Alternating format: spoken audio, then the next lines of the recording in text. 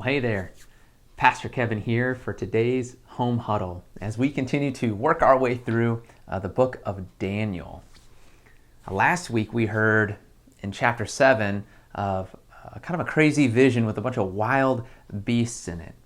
Well, here today in chapter 8, well, there's more beasts. But the overarching theme in these visions from chapter 7 and chapter 8 is power. These visions are about power. In chapter 8, Daniel sees a vision of two beasts kind of duking it out. There's a ram and a goat. Now, the ram has been the grand champion for a long time. And Daniel says that there was no beast who could stand before him, and there was no one who could rescue from his power. And that was true until along came the goat.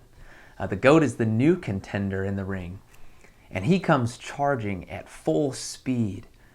And Daniel actually sees him moving so fast that his feet aren't even touching the ground. And then he says that he hit the ram so hard that he broke the ram's horns, and that the ram had no power to stand before him, but he cast him down to the ground and trampled on him. It's pretty brutal. But Daniel isn't talking about an actual fight between a ram and a goat. He's talking about people. He's talking about specific kings and kingdoms back in ancient history and how they operated with their use of power.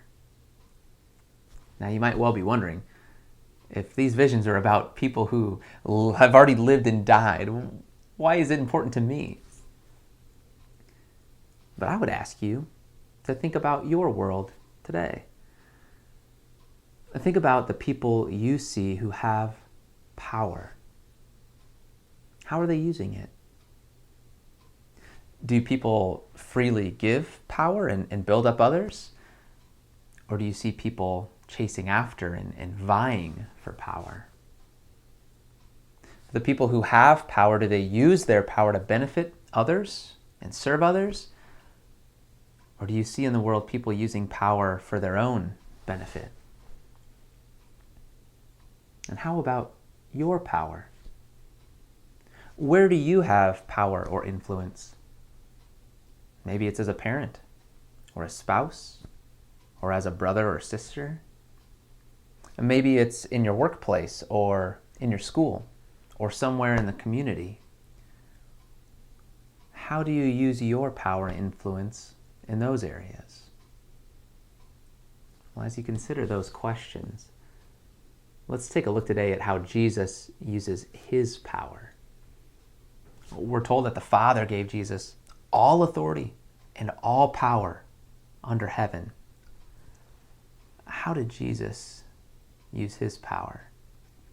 Let's take a look today as we share, read, talk, pray, and bless with one another.